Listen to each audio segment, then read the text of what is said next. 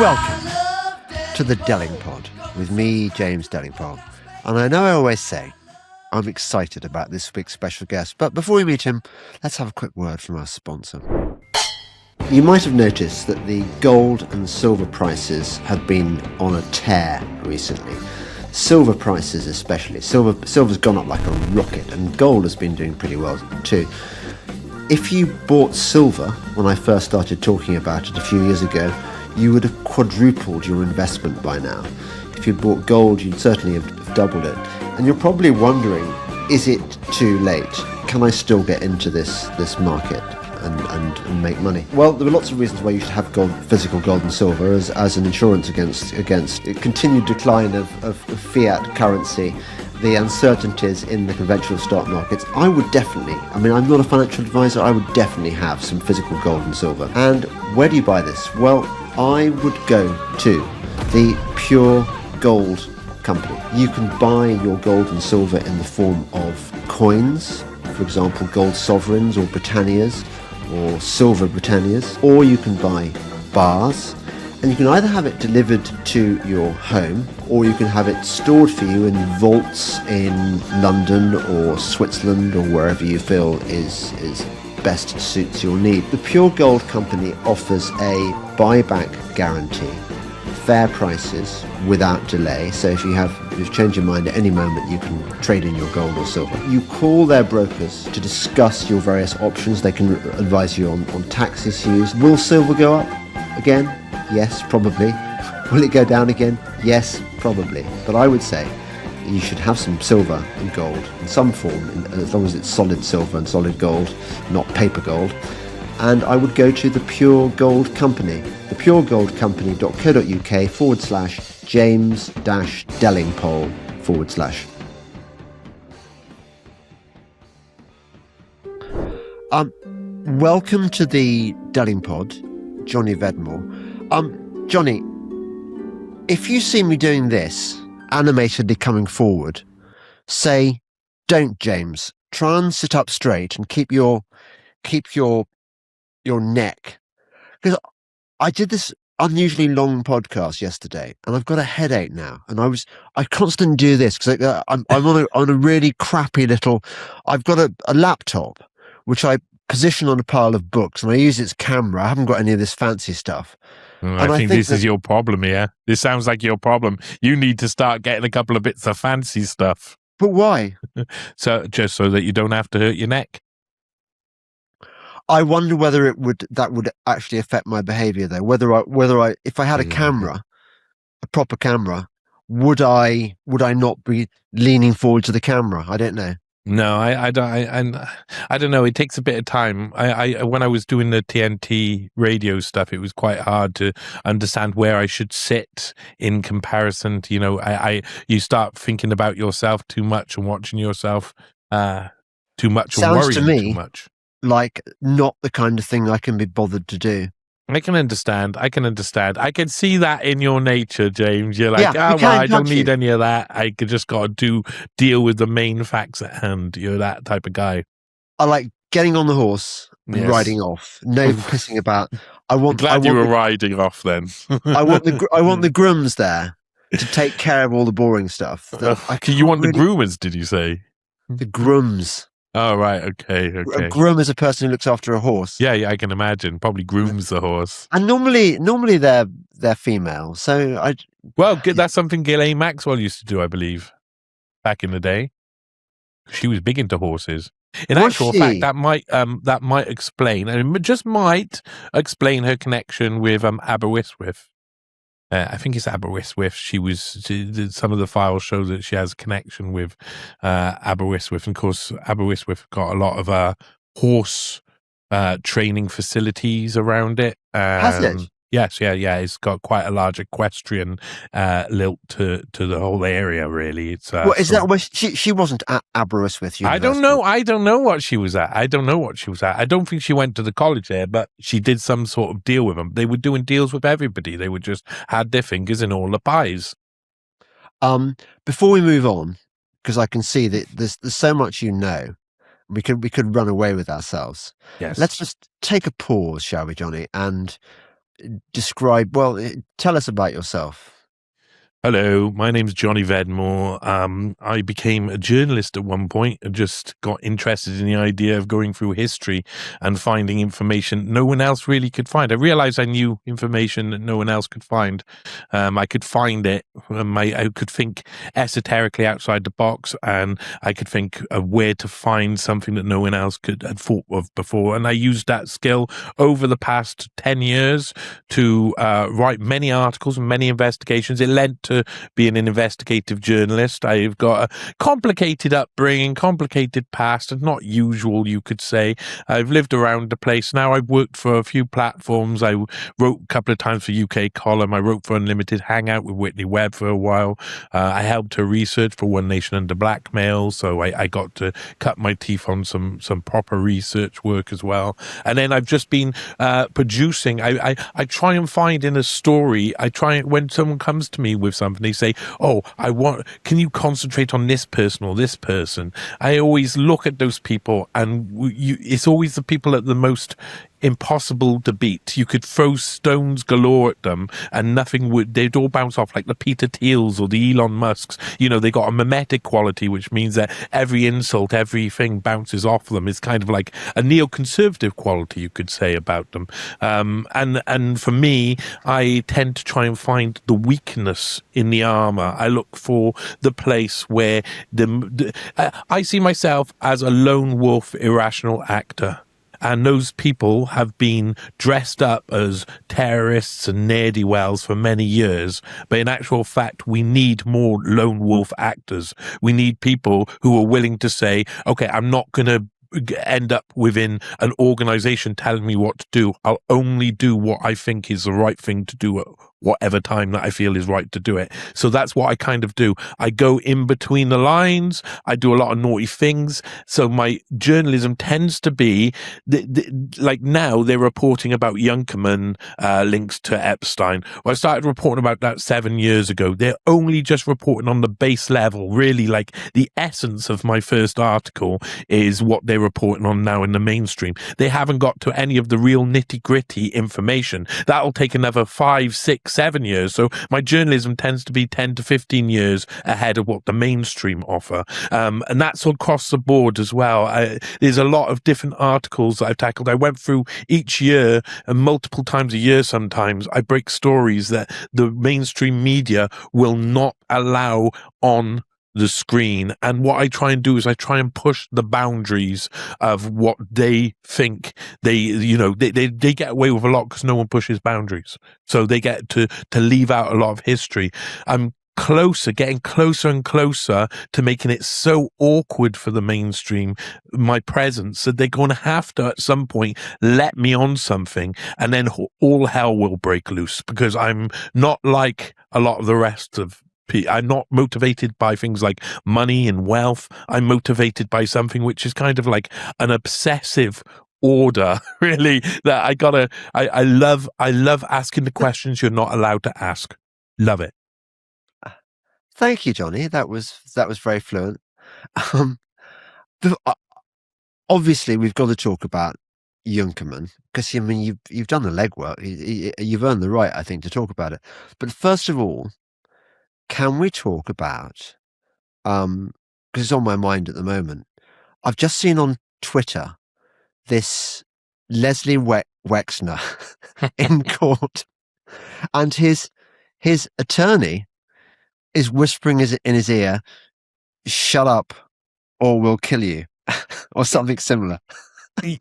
And just to put this in context, having been familiar with some of Whitney Webb's research into this, and perhaps your co-research, I thought Leslie Wexner was sort of pretty much a top dog in Crime Inc. That he's he's a big money man. He sort of ran Epstein to a degree, didn't he? That is very.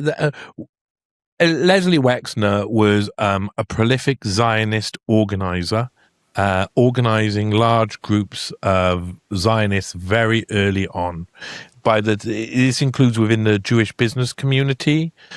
He was always pushing the agenda for Israel in amongst the Jewish community, and they were active for a long time. When I was researching for One Nation Under Blackmail, one of the things I was asked to look into was basically the entire rise of Les Wexner, and not so much the later years, but how he was when he was younger, because he was extremely competitive, a very strange man, a man who claimed to have a demon. He openly wrote and admitted within an article in a mainstream newspaper that he had a dabuk, a Jewish playful spirit that made him do evil things, and he always followed whatever his dabuk said. And that he said out loud. And I think if you look at different things like that throughout Leslie Wexner's life, you start to realize he's this character that is so wealthy and powerful in his state of Ohio. I mean, he owns almost all of Ohio. If you talk to people in Ohio, they'll say, "Oh yeah, everybody we know, like 1 degree of separation for someone who works for Les Wexner or is like a major part of one of his major businesses or enterprises or organizations or foundations or funds," because a lot of this is university driven funding. He makes sure that he funds organizations at every single level, both business, academic, government. So early on, he's working in a clothes shop with his dad. Then his dad doesn't like his suggestion, so he goes off, makes a competing clothes shop, and drives his dad's business into the ground to prove a point. And then his dad works for him, and he makes Victoria's Secrets and all of this, and the limited brand comes after that. A lot of it, really, it was based on teenage underwear and bikinis. He liked making teenage underwear and bikinis and selling it to very young girls. He became the lead in that, and it made him loads of money. Targeting girls of a certain age was what Les Wexner did within business. Targeting girls of the same age was what Jeffrey Epstein did in business as well. So there's a crossover there that I think needs to be really looked into. The modeling front as well, Victoria's Secret, etc., put Leslie Wexner in touch with lots of different models who were the best possibility for the highest level compromise agents. Models who were willing to sell something of themselves over to the state were fantastic for compromise operations, especially at the highest level. If you want to compromise world leaders, you need to have the most beautiful and intelligent women in the world, something Younkerman is, or Melanie Walker, or one of the other people who were around Epstein. Leslie Wexner was probably funding 90% of Epstein's organization. He was handing his houses over to him. Epstein was helping with swapping properties over. Guido Goldman, Henry Kissinger's best friend, the head of the German Marshall Fund, which is a CIA front, was part of the thing of one of the people who was trading properties between Epstein, Bronfman, and Wexner in different places. So there's loads of weird connections, and it looks like they're basically funneling money and funds through different assets and supplying Epstein with an operational basis to do a massive operation. And lots of people wanted it to be, oh, it's the Mossad. I think they didn't want it to be. They were told it was the Mossad because, quite simply, they were fed this idea. And this is the idea. It's a pantomime. It's a kabuki theater idea. The Mossad is all pervasive, who controls absolutely everything, and the CIA is a poor victim of the Mossad that has been manipulated. The government agencies are all poor victims of the Mossad. They've all been manipulated. They like children. They don't have any, oh, what's happening? Oh, we're the biggest funding deep state spy and intelligence organization in the world, and we're just going to be taken over by... There's a symbiotic relationship. There's intelligence partners is how it works on the global stage now, and people want. It's really easy in an operation like Operation Condor, which was a mixed national nation state intelligence operation that was multiple South American agencies would take sanctions against certain countries, and they would use mixed nationals so that the people couldn't be held to account, or countries couldn't be held to account. Well, that's the same sort of thing they do with CIA and Mossad, and with British intelligence and French intelligence, Canadian intelligence, because I can tell you, Epstein was working with them all. And what Wexner was doing, was he working to manipulate? Was Epstein working just for Wexner? That's a really simplistic view that discounts the fact that Epstein was recruited by the CIA, funded by the CIA, run guns through Iran-Contra with the CIA, and went on to really control the Democratic Party for a Republican-leaning CIA, and then to control the technocratic leadership contenders for what is a Republican-leaning CIA. So I think there's a lot of CIA there, and the Leslie Wexner sort of like, oh, he's the big boss, was a bit of a tongue-in-cheek, easy way for them to dress it up as something else. But really, it's all of them in it together. We always find this. They dress themselves up as being taken advantage of by one person, so one person has to take account or accountability for all the other ills. And then if you've got something like that happening in a courtroom, people will be like, oh, they won't be concentrating on what he's actually done. They'll be concentrating on the idea of conspiracy. Maybe he's also being controlled by a bigger entity. So they're doing the same thing that they've done with Wexner for Epstein, with Wexner by doing that, because they'll have someone else who's telling him what to do, and he's the big, oh, and he must be just a puppet. Oh, poor Wexner, he's a victim in all of this. And you see this throughout the Epstein case, the recategorization of perpetrators and accomplices as victims. This is something that happens at every single level throughout the Epstein case that is present. So do you think that incident with the lawyer whispering and one could hear what he was saying, do you think that was staged? Yeah, I think they just, all of these different methods of it's fifth generation warfare. Everybody's got to make everybody not know what's happening. You've got to be completely, don't know what's up, don't know what's down, don't know who's good, don't know who's bad, constantly leave doubt. If you do something that's a tactic you know is going to work to seed doubt into the public consciousness, and you're a high class lawyer, you're doing it for a reason. You're not just doing it by accident. Or if you're a billionaire, I mean, the whole thing looked ridiculous, sounded ridiculous, and allowed for the exact thing they want, which is to take away responsibility from Les Wexner and make it look like it's somebody else who's responsible.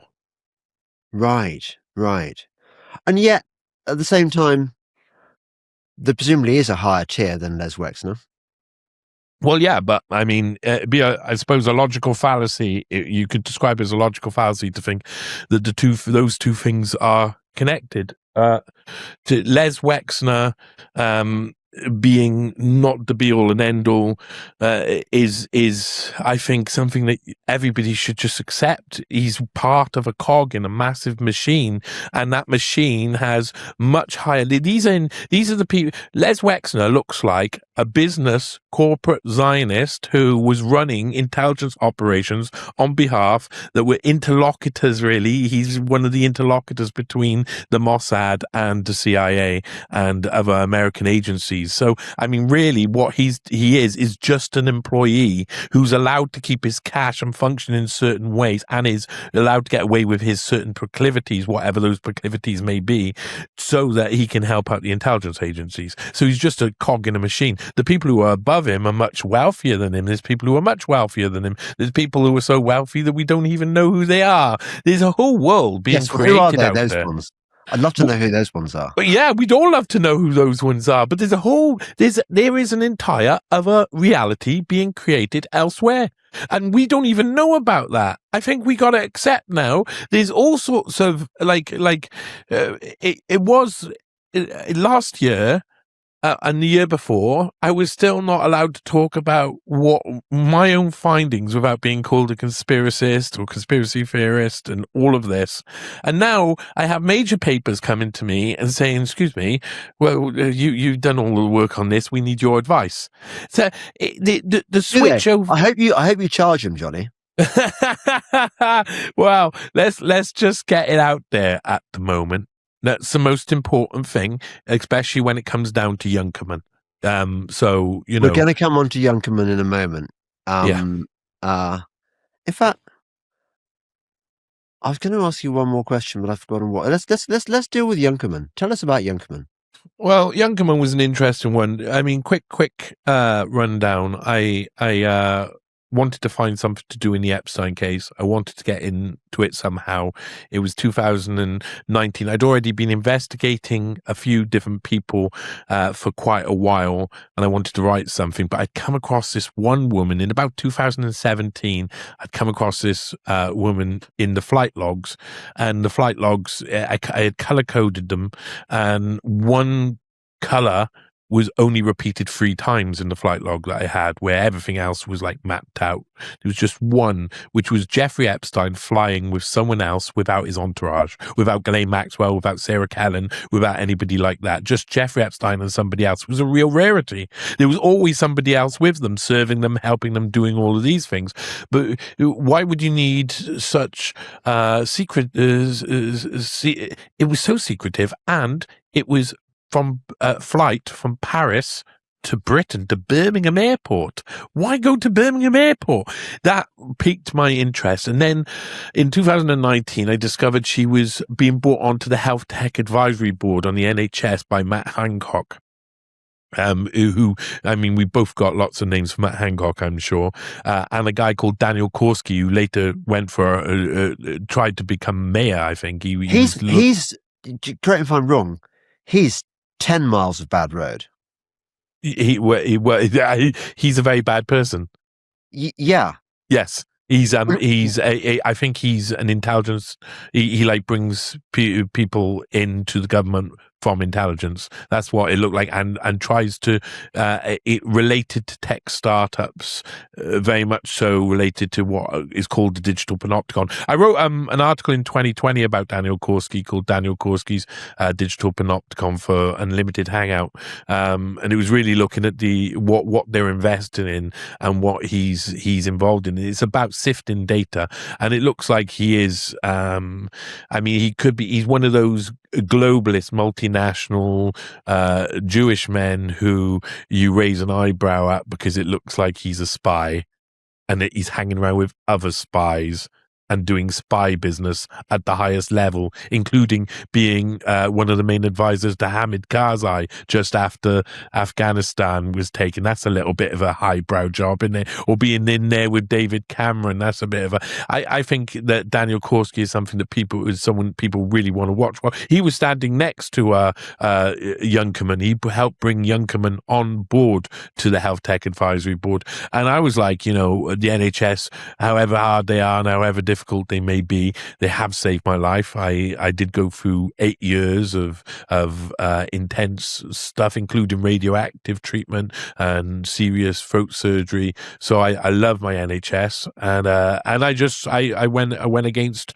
I just reported on Younkerman, and then next month I found out where they had actually gone when they were in Britain, which was a little place called Foxcote House in North Warwickshire, near a place called Ilmington, owned by Abigail Wexner. In 1999, they'd actually had a little bit of an uproar in the local area because Les Wexner wanted to build a helipad which was used on this occasion by Younkerman and Epstein to bring them to this mansion house. And there they met 2 sitting US senators. And there were 2 very important things happening just after these senators were meeting, Epstein and Younkerman, in in Abigail and Les Wexner's mansion out in the middle of North Warwickshire. Two very important things. 2 days later, the Amber Alert bill was being introduced by Epstein's friend Hillary Clinton. It was about stopping child trafficking and child kidnapping. That's a very interesting fact that I don't think people have properly looked into yet. And a month later was the vote of whether or not to go to the Iraq war. Now, someone else managed to inform me only yesterday of the two likely names. I haven't got them written down, but the two likely names for the senators, seeing as a joint intelligence task force was noted as visiting the UK, two senators during those days, and they had to have met from the 1st of September onwards, and those would have to be the ones who met with Youngkin and Epstein. And another woman, a brunette. You see, in the night time, Epstein walked into this mansion house with a girl, a beautiful model-looking woman on each arm as he walked in to meet the senators. I know that. The police know that. I contacted the Metropolitan Police and I asked them, Freedom of Information request, if they can give me the name of the senators, and they said they couldn't for national security reasons. That's in 2022. I say for national security reasons now, we should know the name of those senators. And it is for exactly those reasons we should know the name of the senators. Then I released an article in 2020, which was basically all of the rundown of Nicole Youngkin's history. She's an amazingly wealthy tech investor now. She's an Italian Countess Bracetti Peretti. She married Ferdinando Bracetti Peretti, also in Epstein's Little Black Book, along with his brother Ugo. They're the heads of API Oil family, in Italy, which is the wealthiest oil firm in Italy. And then she spent 7 years strategically litigating against me, taking out multiple injunctions from Berlin courts to go to platforms and have my content taken down one after another. She had microtaskers delisting me from every platform, including Google's. They were going one by one. Microtaskers were contacting me because they felt so guilty once they worked out what they were doing. They started contacting me one by one. In actual fact, loads of people have ended up contacting me because loads of people have been affected. People who talked to me over 7 years about Youngkin at all had their podcasts hit for defamation, and they used the interim court injunctions, which are meant to lead to a defamation case, but never led to a defamation case because they used it as strategic litigation against public participation. And it was truly, truly a really hard time. And then in December, the Vatican, who are connected with Countess Bracetti Peretti and her husband. They also had their baby baptized in the Vatican. They offered me to the Vatican under false pretense. I knew it was going to be. I knew what it was anyway. I knew it was a trap. But I'm an investigative journalist, so I go into anything. They're wild. So I when I got there, I got harassed by police. As soon as I got off the plane, I got intimidated. I had a driver who no one knows who he worked for. I had loads of different things happening, including someone ride up to me and shove an envelope in my chest, and it was gave me pictures of me walking around Rome to intimidate me, to let them know they're watching. Ended up in a negotiation between me and the Vatican on behalf of Nicole Youngkin, and they told me by the end of it, they told me loads of things. They told me they had a camera. The Vatican people told me they had a camera that could see ghosts and could tell that ghosts were attached on people's shoulder. They knew the name of the Antichrist, and they tell me, and I could tell everyone. And they also told me that Nicole Youngkin was actually working with the Vatican to take down Jeffrey Epstein, and showed me a load of fake emails to try and convince me of that, which was a load of bollocks. But in the end, they admitted that she was obliged, because she was working for the Vatican, she was obliged to speak with them, and now we could negotiate. And so it was just a negotiation, it turns out, with a load of intimidation added on. And that's been 7 years of reporting on Nicole Youngkin. Now everybody can speak about her like boom, and everybody can bring most of my stuff still geo-blocked on in different countries. Everybody else can talk about the stuff, but still loads of my articles, about 30 of them, have been banned. Even Rumble at one point deleted the three of my Youngkin read-throughs without even telling me, not even informing me. I only found out 3 months later. That's Rumble. She was in business with Peter Thiel when Nicole Youngkin entered into the Health Tech Advisory Board. She was also part Carbine 9/11. Carbine 9/11 was invested in by Jeffrey Epstein, Peter Thiel, and Ehud Barak, who was also on the board alongside Nicole Youngkerman. Ehud Barak, 10th Prime Minister of Israel, and Pinchas Bruckers, who was the head of the Unit 8200 Cybersecurity Division, along with Alex Dizengoff and Emir Elikai, also Israeli intelligence stooges. It's crazy. So let me pause you there. Youngkerman, what's her backstory? She's a German countess. Or is she a countess by marriage, or what? She's countess by marriage. No. She became an elite model. She went to University of Monaco. She became elite model, like Naomi Campbell, elite agency John Casablancas, which was partly being used as a runoff for Jean-Luc Brunel's younger models. Some of them were going up to elite models. But I've only been able to find one photo shoot. In that era, if you were a model, you were everywhere all the time. Those photos, you were everywhere. I found one photo shoot in a magazine. It looks like it's a cover. She then entered into a company called Winamax that with a guy called Robert Louis Dreyfus. He was the head of Adidas, and he became her. They were having an affair. His wife, she ended up marrying Philip, someone or other, Hildebrand from head of BlackRock. But basically, Robert Louis Dreyfus and Nicole Youngkerman had relationships and business partnerships until he died, and he protected her a lot. She made a lot of front organizations with him. Winamax was a front organization. It was early, like, internet sort of fantasy football type thing. It was created by someone else, but they all took the claim for it, and then they created Infront Sport Media, and Infront Sport Media was run by Philip Blatter, the nephew of Sepp Blatter, and they won the rights for all of the FIFA World Cups at a really base level, and it was a way for Sepp Blatter to give his nephew a load of rights. And I know a guy, David Whelan, who wrote the Lennon assassination books. He says he was in Front Sport Media when it was set up, and it was a front. Everybody knew it was a front. They all knew it was. And they ended up having to go to a German inquest into the actual activity that went on with that company. Basically, Robert Louis Dreyfus took the fall for it, and he was already dying. He took the slaps on the wrist. He ended up dying. She made loads of money, and then she went into big tech businesses, and they're all big tech that's connected with lots of different things. Like she's involved. She created. She was involved in Swarm, which was a satellite array that was sold into SpaceX, and now she owns parts of SpaceX. She owns part of Revolut. She owns part of Jobio.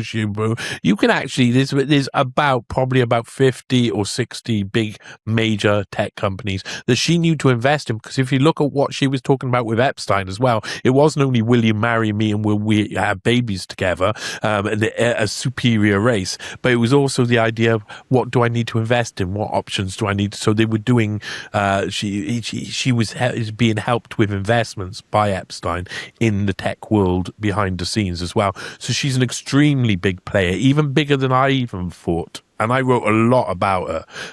And then she, like I said, it went on for 7 years. This whole legal battle backwards and forwards is kind of ended now, because they sent a load of information to Substack, and Substack gave me that information.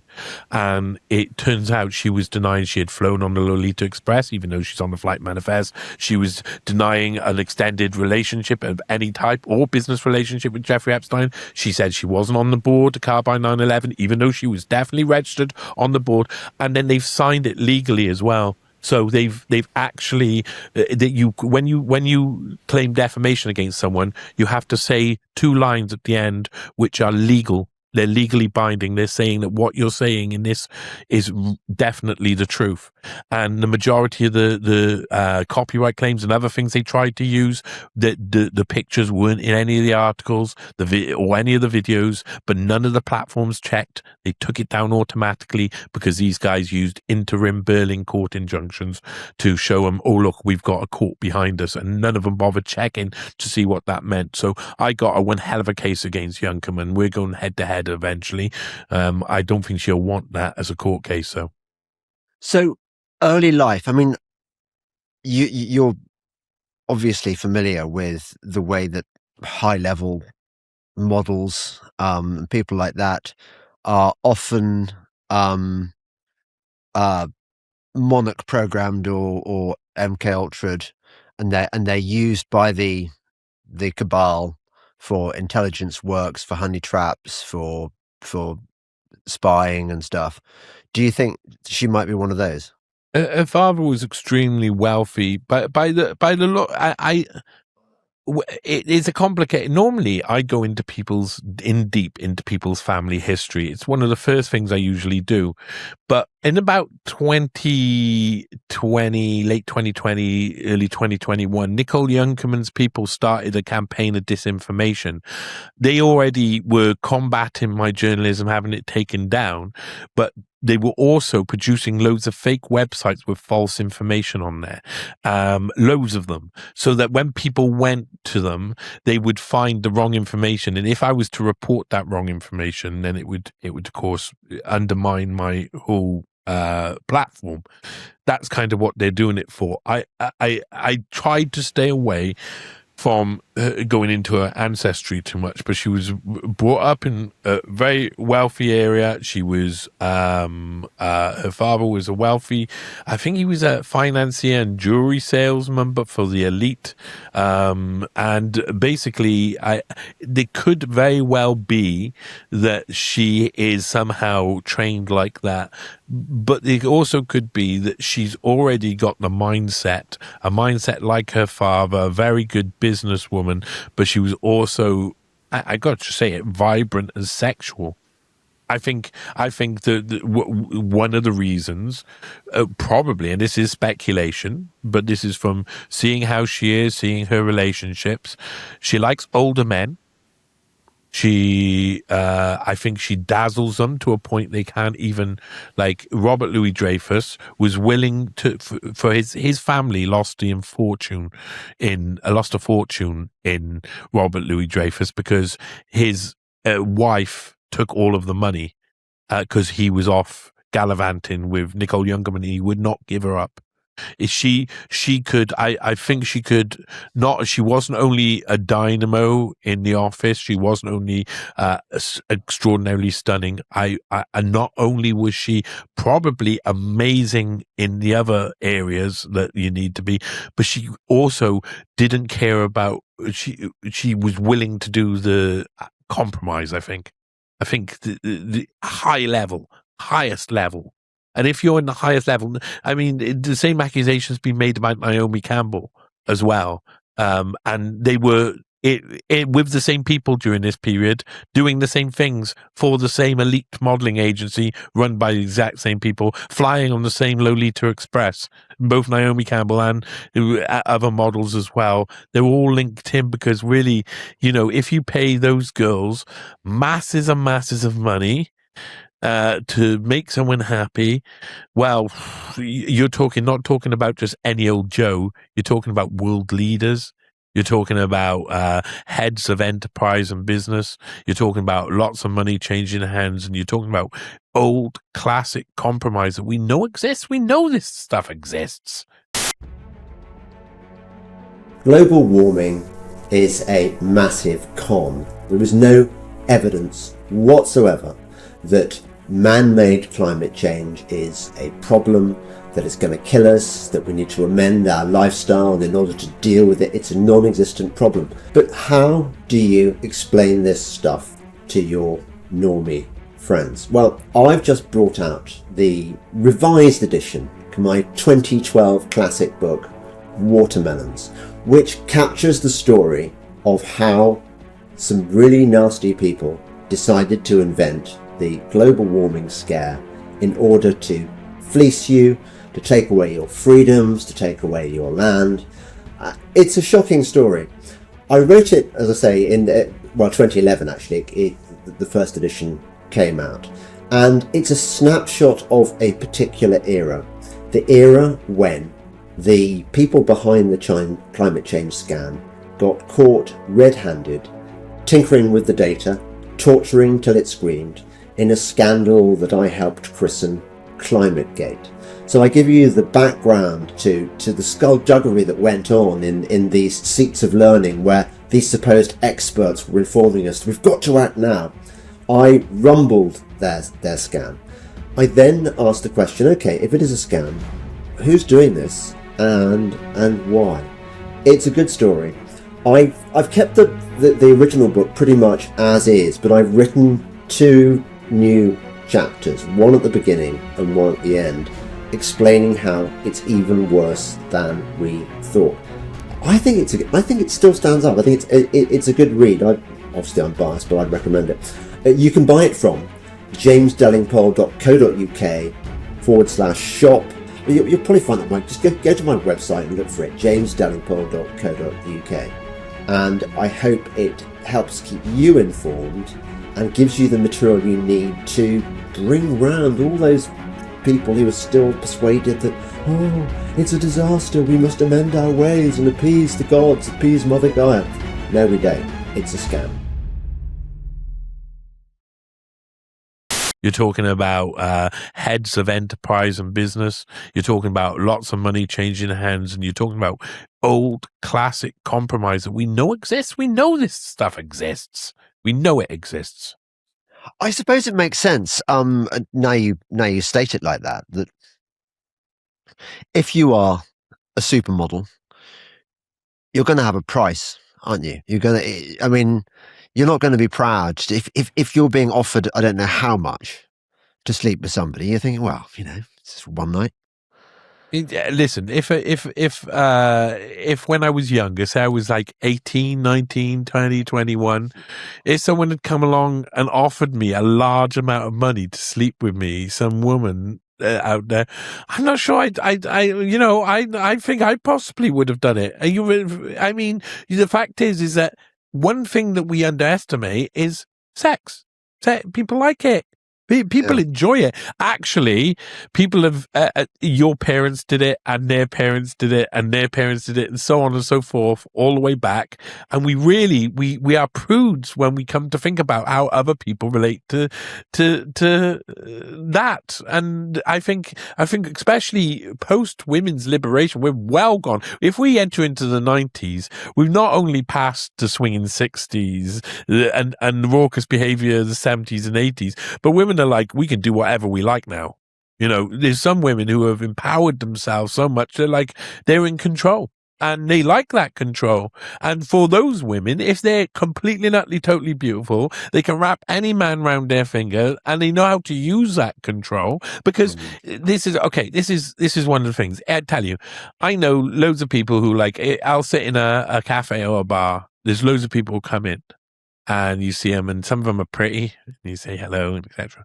Every now and again, someone comes in who's so totally and utterly overwhelmingly beautiful that no one can stop looking at them.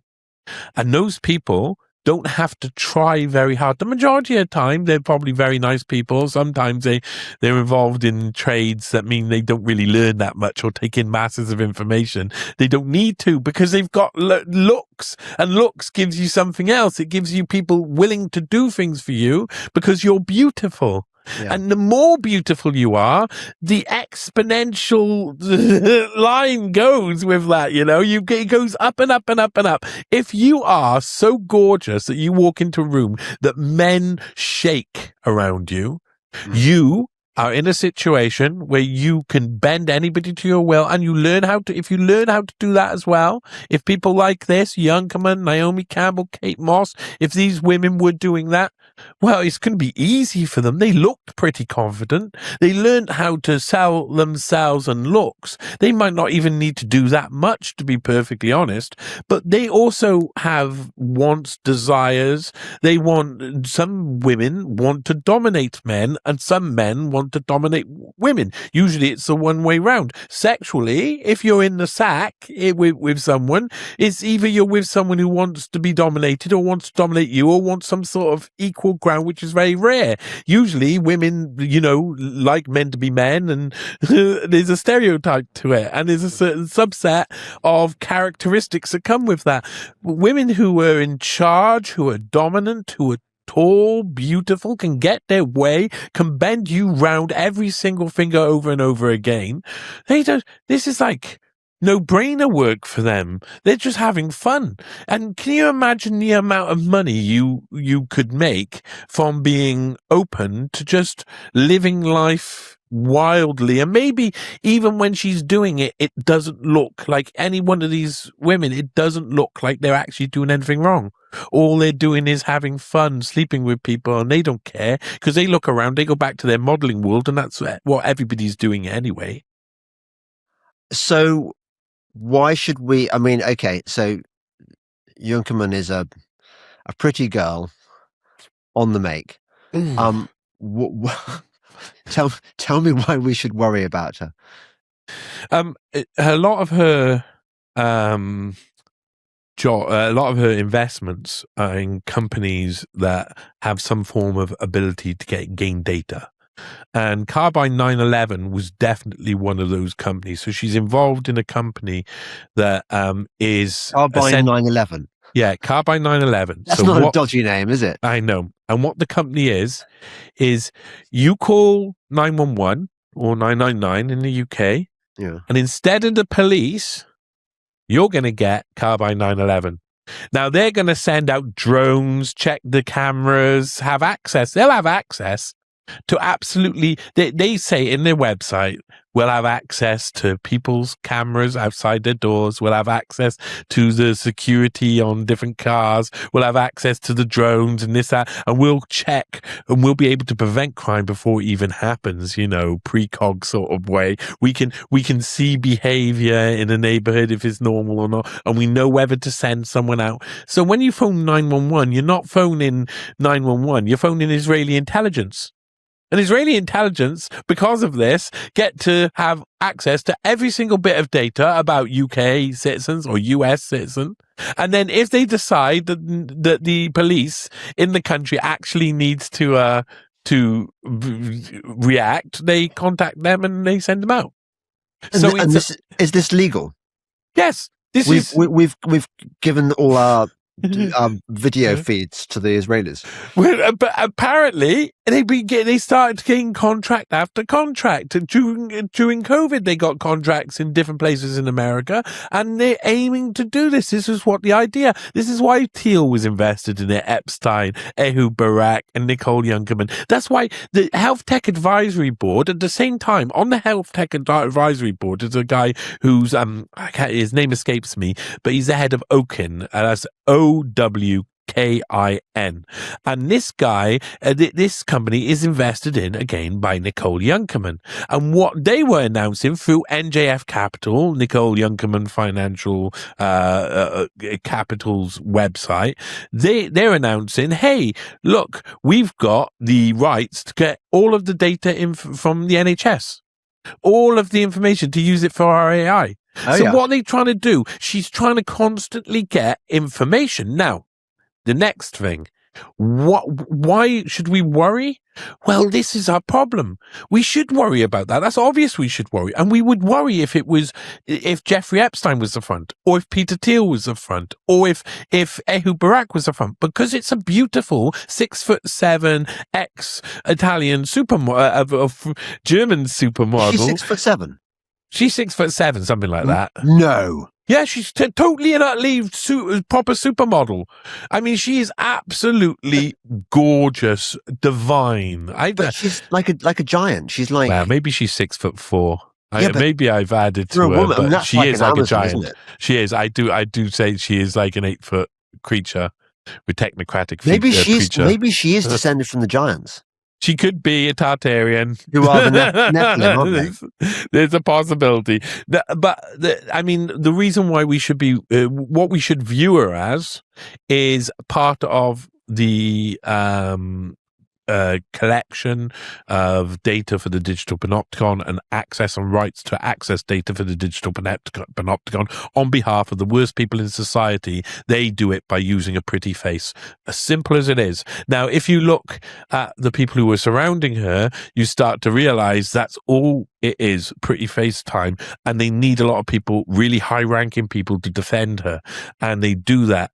Her main legal advisor, NJF, is the guy who last year or the year before was the main legal advisor to Baron Rothschild when he was alive, and had been for the past 4 or 5 years. What's his name?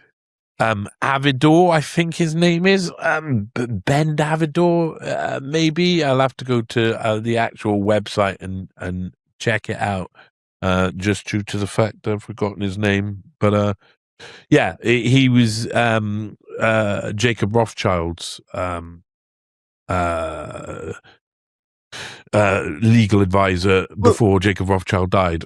So obviously she's got quite big access. Just briefly sidetracking you, although I hope it's not too much of a sidetrack.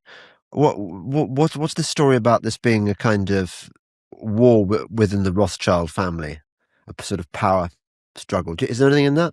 Well, I don't tend to think that we ever know what's going on behind closed doors with all of these people. I think a lot of what spills out into the public is if something hits the public, it's been made to do that on purpose. It's not real. Okay. So I don't really believe it. So you've got this 6'7" or however tall she is, technocratic creature, stealing all our data, giving it to the worst people in the world. And everyone's just going, everyone in government who might be responsible for any kind of oversight is going, she's a pretty girl, and she is. Make me do things. Yeah. It makes me do things. And they don't even have to have you know what it's like. Pretty girls and stuff. They make us go doolally in the mind all the time. Yeah. They're pretty. I have known, not biblically, one of these women, and they're just something else. Not biblically. No, not biblically. So, are we done with Youngkerman, or is there more? Well, you can. I mean, that is Youngkerman. She's now in a situation where times have changed. Before, it was only me she had to try and a target and harass to cover up her connections with Epstein and Barack and other people. It should have been obvious, but now she's been outed as really a key player. I wasn't expecting that, to be honest. I thought I thought her association was a little bit less than what is turned out to be. So she's even more important. I think these guys in different countries, you're going to see this happen in different places. So I think that's one of the things we can look for is that, and it's happening in Spain now as well. There's people who are related to other people who have had connections with Epstein, and it's caused uproars in each of these little European countries. So I think the Europeans are going to start to get Epstein fever soon. What do you mean? You mean they've been reading all the stories and they've realised it's the current thing? No, Epstein was in bed with loads of royals, loads of families, loads of big financial firms that have massive links all around the world, that are based all around the world. A lot of the Spanish royalty, Spanish politicians, people like that will probably have connections in different ways to this network because it's a large criminal conspiracy. There'll be the same within Italy, within Germany, within France. Each of these countries, one by one, will learn that this isn't just something that's an American operation. It was a big globalist intelligence blob operation, and they happen all over the place. A lot of what we're talking about when we're talking about what he was doing, he was trafficking children. He was Jean-Luc Brunel was taking children. We're getting children from Eastern Europe and from other places, trafficking them across to France, flying them from France. I think flying them from France to Newfoundland in Canada, and then dropping them off, and then traveling back. So already you've got the Canadians who kind of know what's going on, because what you'll find interesting, and I can give you a little, this you'll find very interesting. I've been doing some other investigations. There's an article I got coming out soon. I haven't told people completely the crux. I have said out loud the basics of it, is that I met someone, I've interviewed a few people, and I discovered someone who had a telephone switch in Westminster that were in 1980s. And he bought it from some people in America, and it had been set up by the Mossad and by Robert Maxwell's people to ping loads of the calls from Westminster across to other countries where they could then be recorded or listened to, and they knew what was happening in the halls of power. It was how Robert Maxwell was helping Israel, or how we think it was Israel, to spy on the world. But Israel were making money off it. Israel were setting it up. Israel were funneling the information, but that information was going through Canada. And a Canadian firm in particular, Videotron, had a load of switches within London and were working on, they were kind of breaking the rules of the telecom industry back in the day. They were working on both sides of the river. There had been kind of like a gentleman's agreement not to, but Videotron, this Canadian company, started to get involved in both. Videotron, at the time, or at the time of when I was investigating Videotron, the head was Brian Mulroney, who was one of Robert Maxwell's very close friends. Brian Mulroney was Prime Minister during the time that Canada was doing this. Robert Maxwell, Brian Mulroney actually talks about Robert Maxwell once inviting him to the Ritz in Montreal, and him going there and telling him Margaret Thatcher's going to stand down tomorrow and saying, oh, you know, Robert Maxwell always had access to this information. But that's because the Canadians were helping the Israelis to spy on the British government. Now, they're all in it together. Every single one of them. They like to say, "Oh, it's the Israelis here. Oh, it's the British here. Oh, it's the Americans here." It's all of them together orchestrating it. Even the British would have known they're being spied on by their allies. So it's a big grey intelligence blob. That's a lot to take in. Mm-hmm. Okay.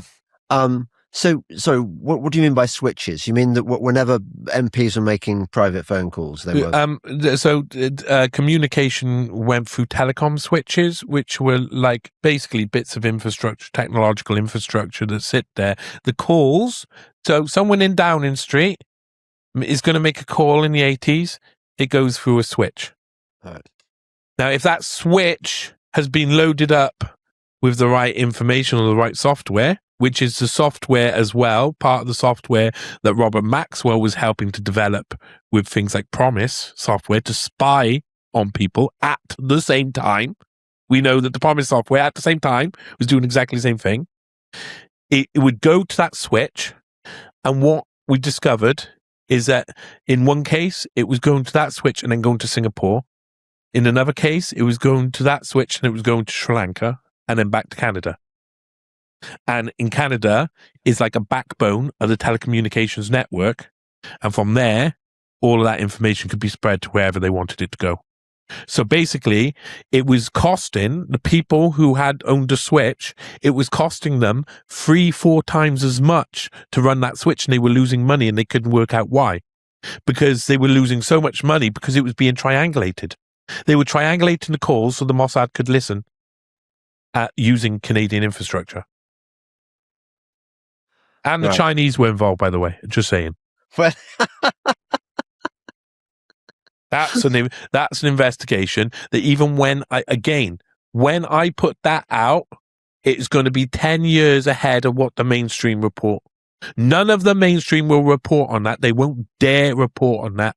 They won't report on how Israel and Canada were spying on Britain. They won't do it. I can say it out loud now, and it won't be in the newspapers tomorrow. It should be. Well, of course it won't. You know, and it should be, though. It should be. That should be how the media works. It should be that someone shows something and people investigate and go, bloody hell, that's true. Quick, let's it should be like that. But Johnny, you know why? You're a conspiracy theorist. You know very well why that the media is part of the problem. I know. They're all in it together. Is it your thesis that all the intelligence agencies, I mean, even the FSB and the Chinese and stuff, they're all in cahoots to a degree?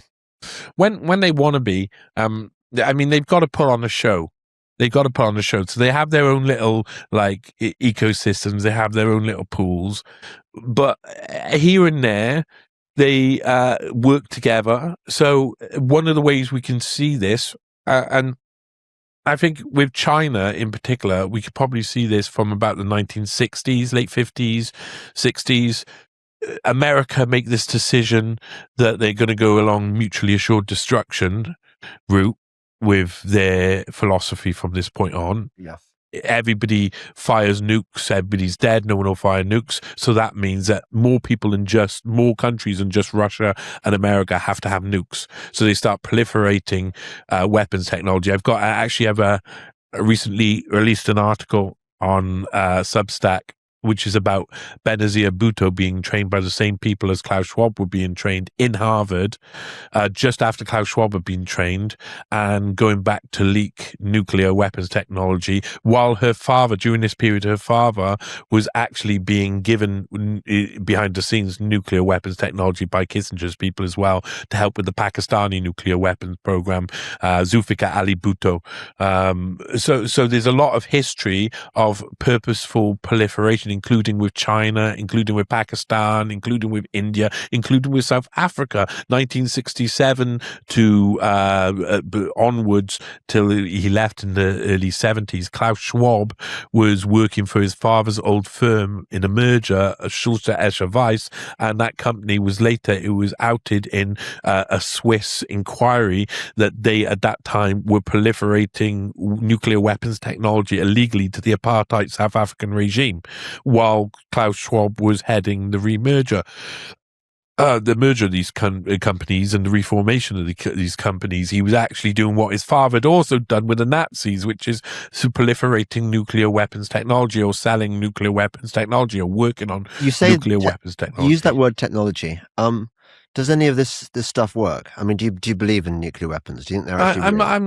I mean, they've shown us they've said these tests exist, and if we were to posit that those tests exist, then there's been loads of nuclear weapons that have gone off, at least recorded between 1945 to 1992 or 1993. Something like 2,000 weapons are meant to have gone off. But what I've learned during my investigations on everything is that you can't believe your eyes on most things. You have to posit that it's either this way or it is not. So either there's been that many. If there's been that many, then we're not all dead. But we could say maybe rates of autism and other things like that, and idea that things have risen quite significantly. Maybe that's from a multitude of different attacks on our system, and an extra amount of nuclear waste in the atmosphere could probably help with all of that. And maybe it was intentionally done to partially destroy our world, so we would want to be keeping it. But maybe it doesn't exist at all. Irrelevant to me. If they're going off and they're not going off in South Wales, and they're not going off in South Wales. So it don't make no difference to me at the moment. I have no idea. I'm well accepting that Jeffrey Epstein's alive and well, that Virginia Giuffre is alive and well. I can. Where do you think Epstein? Oh, Epstein's in the district of Tel Aviv, isn't he? No, I think if he would be anywhere, I think it would be a Terramar out in the middle of the sea. A Terramar. Now, tell me about Terramar. What's a Terramar? Well, Ghislaine Maxwell was working on a project called Terramar. It was building a sea base out in the middle of nowhere. Now, if you are the elites and you want to build a most amazing sea base out in a place where no ships ever go past, no planes ever go past, no satellites ever functioned to look at, you could have a life where everything goes on, a whole different world, a whole different society, and they were forming this, they were creating this. Terramar was the project, and she was really serious. Ghislaine Maxwell was really serious about Terramar. Now, if you think, okay, if they're creating a place for them all to go that's impossible for us to find or see, where they can do what they want, and then they all start disappearing one by one, what are we going to think is happening? Are we going to think that they're all dying? Are we going to think they're all hanging out in a place that we could actually capture them by camera? I think they're going to be somewhere far away, and I think Terramar would be fit the bill. So is that where Bowie is? What, David Bowie? I thought he was in Antarctica, but this is. I like the idea that he could be, in a sort of. No, he's in a Mars. Captain Nemo type setup. No, he's Maybe he life on plays the Mars all the organ. way. Maybe he's learning the organ like Captain Nemo. He already knew the organ. I reckon he already knew the organ. To mate. Maybe, yeah. Ground control to Terramar. No, actually, he's probably with some of the. Who's Rick Wakeman? Is he dead? I don't know. You know Rick Wakeman from. Rick Wakeman? Do you know Rick? No, I can't do a Rick Wakeman impersonation. He's got or had long hair, but I'm sure he played the organ, didn't he? On Spiders from Mars. No. Rick Wakeman was a different band. So, which Terramar. You see, I knew you'd Shalimar. Terramar. That's good. I have to put them on there. Listen, I got a lot of songs on my playlist. Terramar. That's so. Where do you think the Terramar bases are? In the Marianas Trench or something? Well, if you actually look, okay, try looking at where planes fly. Try looking at where ships go, and then just imagine where they would want it. And what, Bermuda Triangle? I don't know. I think that's you going a bit too... You wouldn't want to be too far away. You wouldn't want to be in the middle of... you mentioned where nobody goes, nobody looks. But you, at the same time, she's going to... They're not going to want to go on holiday to Malaga. No, not Malaga. That's silly. That is a straw man. But they might want to go to a holiday to Costa Rica. Eh? I don't think so. Or Panama. I think that if you reform... or you form an entire new society that's perfect to you. What, of sort of pedos, of sort of creepy pedos? Yes. This is, unfortunately, I wouldn't have even said that a couple of years ago. I would have accepted that I sound a bit mad, at least, if I did say that. But it's pretty obvious that these guys have issues, significant issues. So, well, because a lot of them have been... sexually abused from birth, pretty much. They've had fractured personalities. Unfortunately, our society, and even down in standard society, doesn't really protect children. And when you do try and protect children, you find that the organizations that are built to protect children actually hinder any investigation and look after the system and the structure itself. Because that's their job. But it's continued. It's continued on and on in a way that is honestly, if you see it sometimes, you're just like, how can these people not see they're the evil ones? But the fact is that's the way life is. And these people exist. At some point, we got to get over the fact that they believe this, or they like this, or they want this. We got to get over that fact. We can't understand it, but it's true. So we got to get over that fact and start then working on, well, if that's true, what does it mean?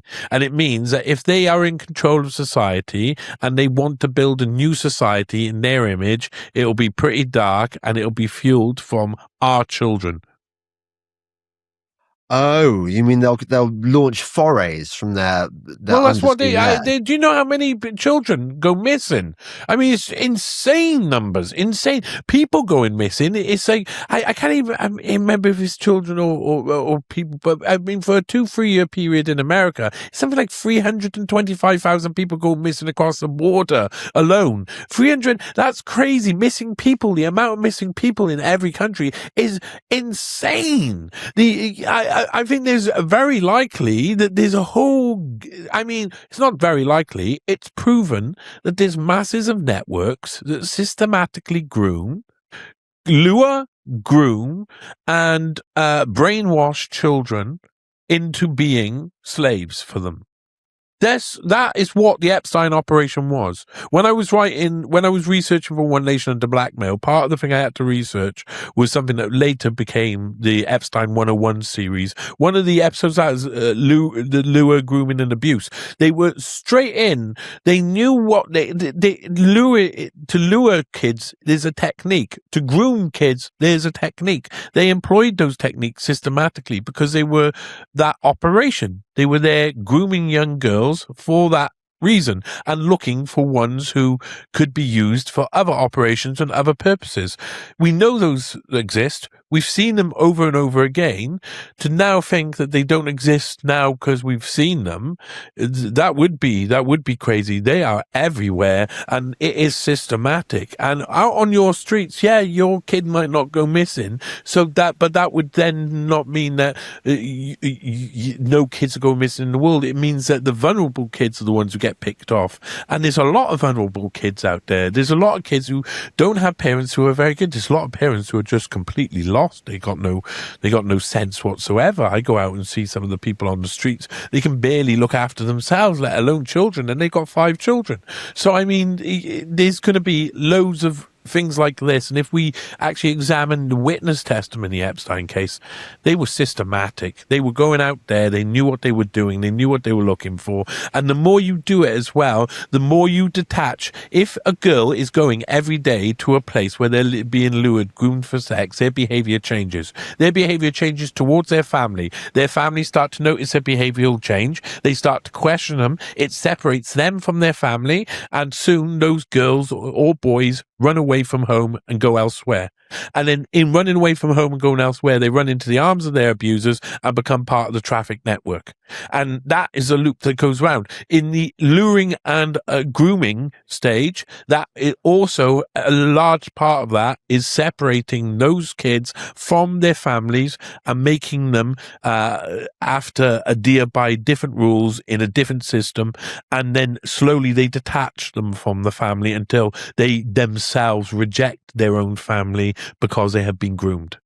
So that systematic nature, that's what grooming does. It separates people. And those kids, we don't see them as going missing either because they've had enough of their families. It looks like they've made the decision themselves, but it's a selection of illegal processes of harassment, of abuse, of psychological coercion that have led them to basically feel like they are closer to these people who they've got a twisted version of love with. And sexual abuse is a twisted version of love. I was groomed for 2 years by a prolific sex offender called Paul Avanci. He got tried in a court. He had molested a 3.5-year-old the same time he was grooming me. And the things he would say to me were both horrible, disgusting, and twisted and loving. So he would say things that were almost like he loved me, but he would describe what that was, and it did not sound like love. Now, if then that goes on to something else, that'll twist you up forever. That'll mess you up forever. I mean, it's hard. It's hard to I know I had a very good friend, I won't say his name, but a very good friend who was abused all throughout being a kid. And he told me he now finds much older men attractive. So in their 60s and 70s, he often gets with guys who he looks after as they die. He's totally loving.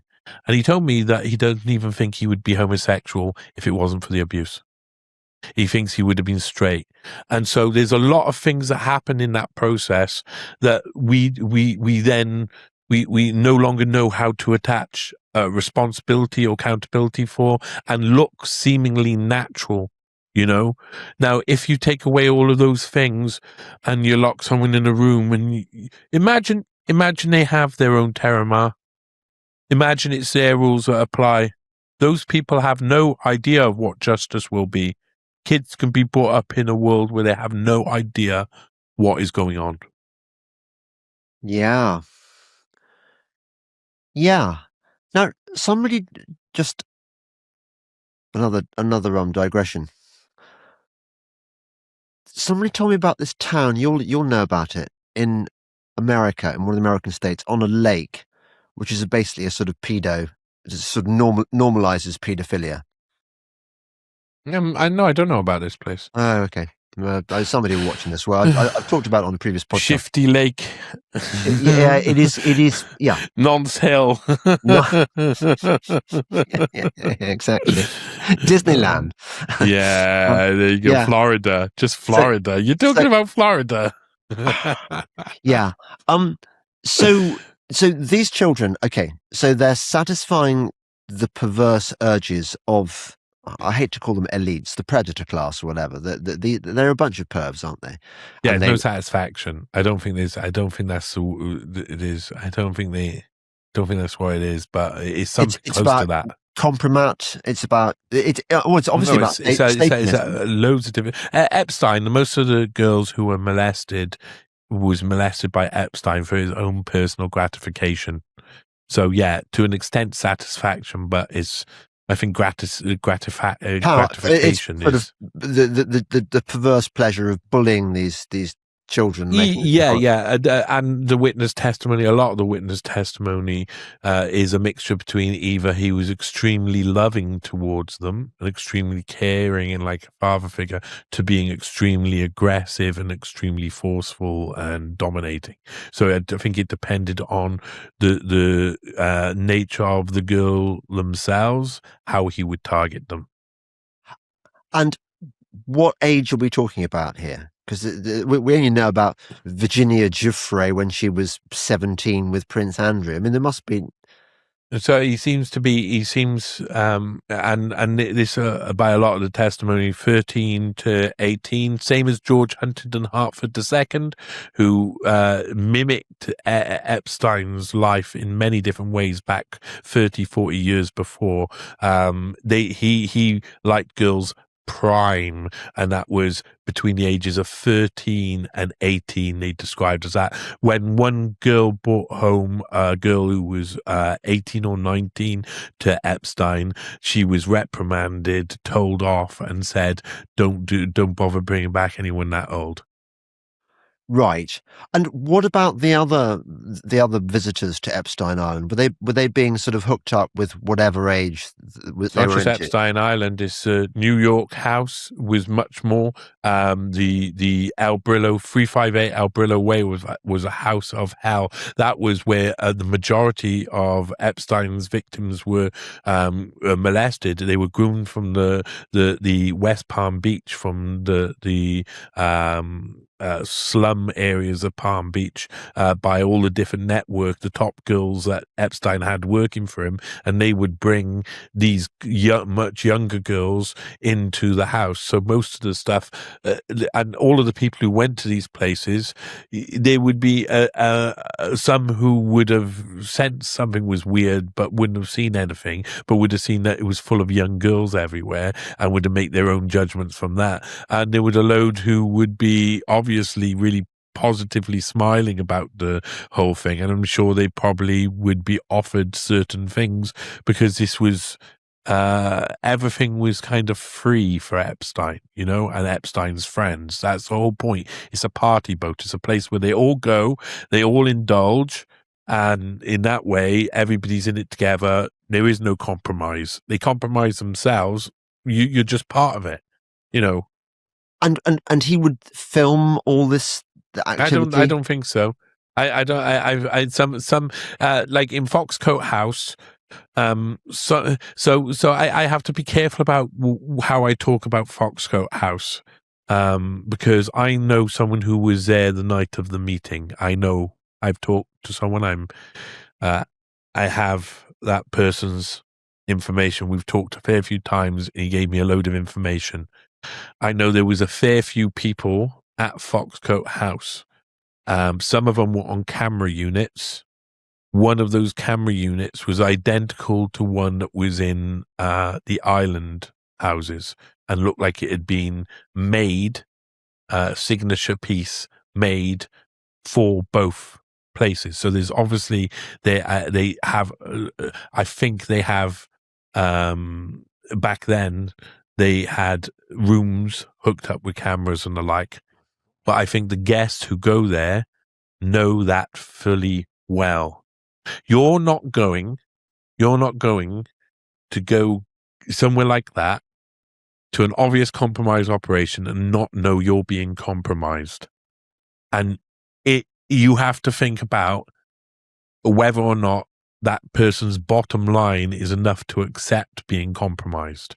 So if it's a senator in Foxcote House and they're about to make love to the most beautiful woman who is going to be completely and utterly mind-blowing in every different way, and an intellectual equal, if not superior, and totally blow your mind. If that is their bottom line, they're on the party boat. They don't care if cameras are up. They don't care. There's no chance in their life that they're going to get to sleep with a 6'7" supermodel. They just do not care. Being on the party boat, it doesn't even matter anymore whether there's cameras there or not. But there's got to have been some classic compromise, but I think it is tongue-in-cheek compromise. A lot of this was just everybody was in it together. If one person got affected, the whole network got affected, which is what we're seeing now. So they compromised themselves by just being a part of it. That's interesting. So they just sort of thought safety in numbers. Yeah, I can see that on paper this looks bad. If I'm filmed having sex with a underage child, say, and it could be used against me, but look, there's X, Y, and Z, and they're even more famous than me. And well, even so, think about it like this. So what you just said there. Imagine the process that it would have to come to that authorities or the public are seeing a famous person molesting a child. You wouldn't be able to see it anyway. It would be held by Department of Justice or FBI. It would only be viewed by a very small amount of judges and jury if it ever did come out. And likelihood is it would only come out if it was found after someone else had been arrested and they had found where all of this compromise was. Otherwise, why would it come out at all? It's very rare amount of circumstances that someone would use that compromise, because in using that compromise, they're saying, look, that person did that in my house. And if that person got questioned by the police or the FBI, they're going to go in, say a senator has gone to Al Brillo Way, stayed in the first room in the Al Brillo Way mansion, met Epstein, got given a 14-year-old girl to go off, make love to, whatever. I say that, have sex, rape, abuse, you go down the thing, but it's all about keywords and getting blocked online. It actually abuses a girl, gets recorded on camera, doing that. And then Epstein goes and says, I'm going to show someone that. Why would he do that? It would compromise him. It wouldn't even make sense. It'd have to be through detached. That would only work if they were in another hotel or they were in another house or in someone else's things. And look, we've got you doing this elsewhere, because you wouldn't be inviting someone over to your house to break the law. You wouldn't be inviting someone over to your house to do that if you're going to then use that against them with the authorities. That none of that makes any sense. So I think once people start to actually analyze how compromise works, the idea that you would invite them over to your own house, record them doing something, and then use that evidence against people, I think that's mad. Yeah. So, just in a nutshell, what was the purpose then of this compromise? But compromise by people being involved in the same business. You're buying people off. You're not buying people off with fear all the time. If you've got 100 different currencies and one of them is using fear, intimidation, and blackmail, compromise, and the rest of them is just giving everybody everything they desire and they want, which one are you going to use by default? There's no point in doing the negative one over and over again, especially if you want repeat business off these guys. You're working with them all the time. You're friends with them all the time. You want them just to be on the party boat. That's why the difference between the party boat idea comes into effect, because, well, the party boat is different from compromise. They're not taking pictures or things like that. They're just getting on the boat. And in being on that boat, everybody protects each other automatically, partially because they don't want to be caught. They don't want to go down with the enterprise, but also partially because they want to continue having whatever they want that they can't get elsewhere. Right. Can you explain to me briefly what fifth generation warfare is? Because you said this is what's going on right now, all these Epstein revelations. Yeah. So the easiest way to describe previous generations of warfare, there is a full list of it, from sticks and stones, muskets and the like.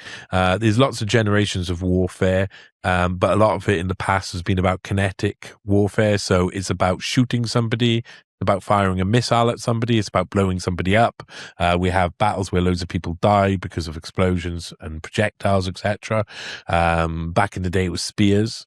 Nowadays, they kind of reformed it once they worked out how technology will work. Well, in the future, if we have all drones, it's very hard for us to kill each other. It'll end up just be robots fighting robots mostly.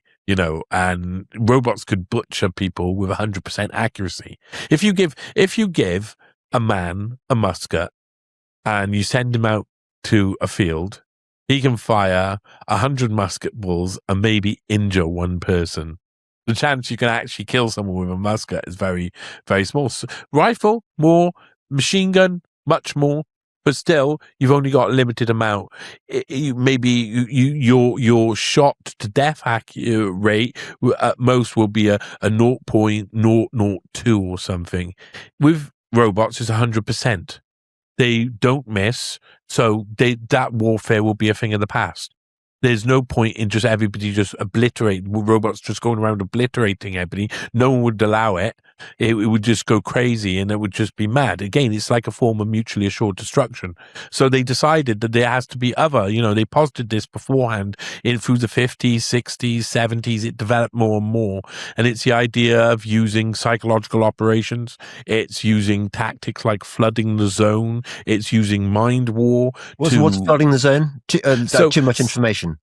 Yeah, flooding the zone is like what we're seeing now with the Epstein Files. So you got a load of unredacted court documents, unredacted flight logs, unredacted address books in the public domain. You can't take them out of the public domain. They're all over the place. But if you want to make it so that people don't even look at them anymore or even know they exist, you flood that zone full of other information. So you redact all of those flight logs, you redact all of those address books, you redact all those court documents, and then you re-release them as though it's a special release. And then you release more files, you release other crappy redacted photos, and soon people cannot even find the old unredacted stuff anymore. They're too busy looking at the same thing redacted. And so it's an amazing piece of theatre, because then people moan about the fact that there's redactions. So then the next wave, they'll unredact it a tiny little bit more, release it again, so there's even more stuff out there. And then it gets to the point where then you're like, no, we want the unredacted files. And eventually they can release the unredacted files. It's 20 years on. Everybody who's involved in the case has died or is too old and can claim dementia anyway. And the whole thing has been blown over, just as always. Now, in Event 201, Matthew Harrington was there for Edelman PR, and he suggested through COVID, the best way to manage the information is by flooding the zone. We get as many voices as we can to say, anti-vaxxers bad, anti-vaxxers bad. We've put all of the sanctions we can, and we just flood the zone with information, pro-vaccine information, pro-vaccine propaganda, every single angle, whether it's true or not. Flood out our voices, me and you. Flood out our voices completely, flooding the zone. These are all types of tactics.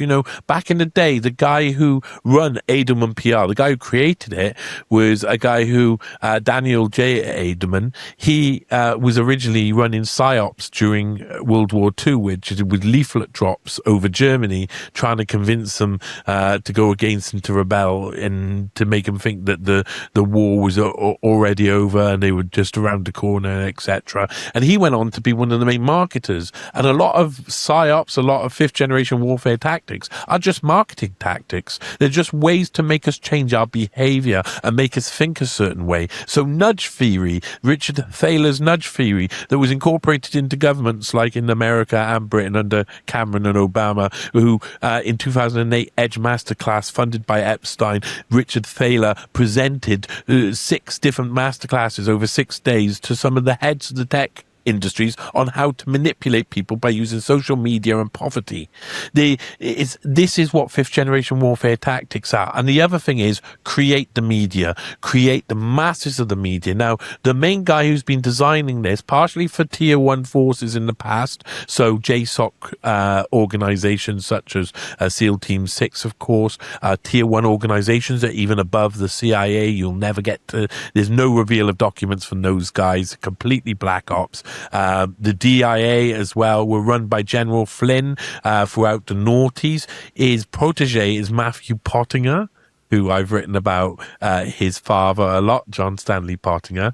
And General Michael Flynn has been writing about fifth generation warfare and has been involved in loads of different media institutes for ages and ages, manipulating and placing fake media people into the ether. And the majority, like you're talking, it might be 60, 70, maybe even 80% of the media that the people out there are consuming, that all of the indie media, all of these other neo-mainstream media like Alex Jones and stuff.